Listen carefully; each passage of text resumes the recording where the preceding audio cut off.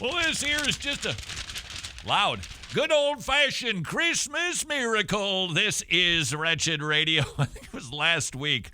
I was talking about the difference between secular psychology and biblical counseling, and ne'er the twain shall meet, and why the Christian should reject not the observations necessarily of secular psychiatry, but the prescription, the identifying, the etiology of the psychological method that has nothing to do with God. In other words, its footing is wrong, its foundation is kafritz, and it will not set your feet down the path to a healing.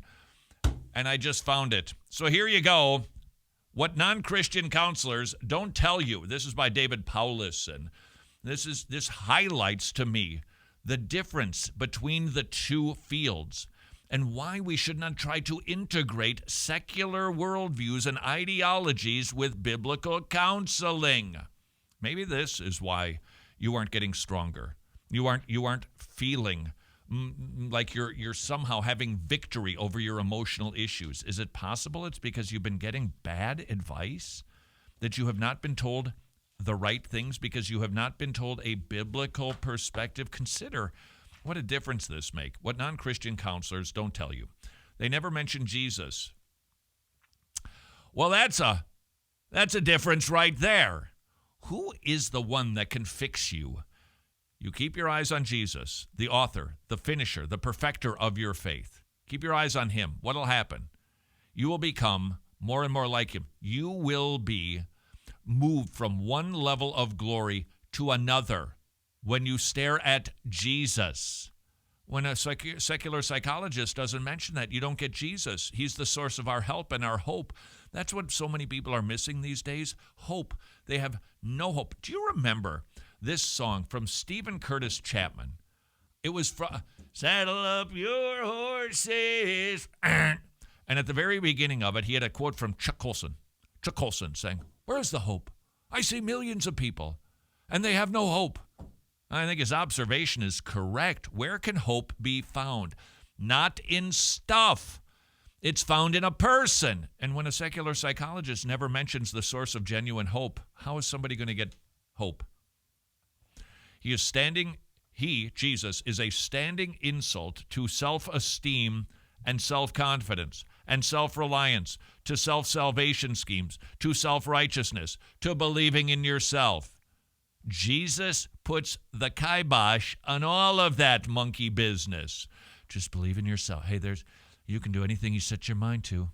You can just pull yourself up by your own bootstraps. You just keep trying. You just keep believing in yourself. Jesus says, no, you can't. Good news, I can, and I will. Number 2, secular psychologists never mention that God searches every heart, that every human being will bow to give final account for each thought, word, deed, choice, emotion, belief, and attitude. How many of our emotional issues could be curbed? Now, I'm not saying necessarily cured, but curbed by understanding it's sin. Secular psychologists aren't going to tell you that sort of unrighteous anger, that's a sin. That you're fretting over the future, Jesus commanded, don't do that. It's a sin. Now, again, that might not cure you, but it might curb your desire to commit sin. But if you're never told that, you'll never have that sense that, whoa, what I'm doing here is wrong. I got to knock this off. I would think it would be a little helpful. Secular psychologists never mention sinfulness and sin. They never mention that suffering is meaningful within God's purposes of mercy and judgment. Isn't that a tragedy? You go sit with a secular psychologist, they're going to try to tell you, how do you get out of this mess? How do you fix this? How do we make a lemonade out of this lemon of a situation? That's not what the Bible teaches. The lemon is God's situation because it's for your good. It's meaningful. It will do something for you if you work with God. They never mention suffering is meaningful. They never mention that the Lord is our refuge, that it's possible to walk through the valley of the shadow of death and fear no evil. They never mention that biological factors and personal history experiences exist within the providence and purposes of the living God, that nature and nurture locate moral responsibility, but do not trump responsible intentionality. Secular psychologists, they'll take you back. They'll have you look back. Maybe they'll do some dream interpretation. They will have you go back by doing some sort of counseling where you go back in time and you revisit your childhood and you imagine what must have happened, and then you are somehow able to walk through it and maybe forgive somebody. Well, how can you forgive somebody when they've wounded you so profoundly? Why would you want to? Well, you do it for your own sake. I'm sorry, that doesn't feel good to forgive for my own sake. They never mention that God providentially permits bad stuff. Easily said. I'm sitting here relatively healthy, food in my stomach, no particular aches or pains. Easy for me to say that, but it's still biblical, nevertheless, that God orchestrates and ordains everything. Not because he's just somehow going to weave a tapestry together of bad stuff that ends up looking beautiful. He's doing it all for our good and for his glory. You don't get that from a non-Christian counselor. Why go? They never mention that human beings are meant to obey God's will, not our own wishes. They never mention that human beings are meant to live missionally, using God-given gifts to further God's kingdom and glory. That'll give you some purpose right there. Now, this is, I don't know if this picture will help you or not, but it helps me. Imagine you are in heaven before you're born. Just work with me on this. You're in heaven before you're born. And God says to you, I'm going to send you to this planet, and I'm going to give you a body. And it's not going to be a body that is without pain. And it's not going to be a body that the world esteems to be beautiful or handsome. It's not going to be a very athletic body. And you're not going to live in a very big house compared to other people's houses in your zip code. And you're not going to have a job that's terrific. And people aren't going to think that you do much for a living.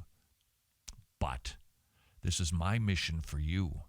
I am sending you there. I am assigning you that role. This is my ordaining of what you are going to live like and what you are going to do, because I've got works for you to do. I, the King of the universe, have works for you to do. Now I'm going to send you down, and you step into those works. And you say, well, that's kind of a fantastic scenario. To a degree it is, but Ephesians 2:10 tells me that he has got works prepared for us to step into, and that your body looks the way that it does. Your athletic prowess or skill or lack thereof is what it is because God has ordained it. And your situation and your circumstances, your pain or lack thereof is because God has ordained it, because he's got work for you to do. Step into it, knowing this is what my King ordained. This is what my King wants. This is how I'm going to serve my King. And you can do it then with joy, even as the world looks at it and tisks you. You know that this is what God has ordained for you. And so that's not just a sanctified imagination. That's biblical, although God wouldn't talk to you before sending you here. I think I'm a creationist when it comes to your soul, that God makes your soul, knits you together in your mother's womb at conception.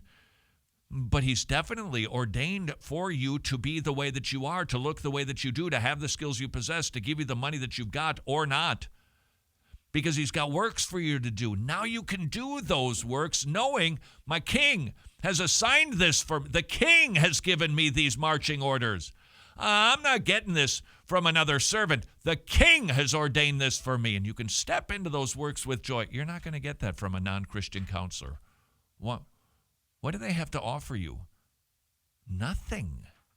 Maybe some observations. They never mention that we're meant to obey God's will, not our own wishes. They never mention that we're to live missionally for God's glory, his kingdom expansion. They never mention that the power to change does not lie within you. Don't look within yourself. You need somebody else. You look all you want. You don't have the power, and neither do I, and neither does anybody but Jesus, and he'll give it to you. How's about this? A non-Christian counselor will never mention that God really does forgive sins. How many people are struggling with massive guilt and shame, even in the church, because they never hear that Jesus really forgives sins. He really forgives all sins. He really forgives every sin. Are you dirty? Come, you sinner, poor and needy, weak and wounded, sick and sore. Jesus ready stands to save you, full of pity, love, and power. Jesus forgives sinners. If you are living with shame and guilt and you have not heard it proclaimed from an unbiblical counselor, or you have not heard it proclaimed from the pulpit where you go to church, then hear it now. Jesus saves to the uttermost, no matter how dirty you are, no matter where you've been, no matter what you've done. Jesus is a merciful Savior. Until tomorrow, go serve your King. What the world would be like without Wretched.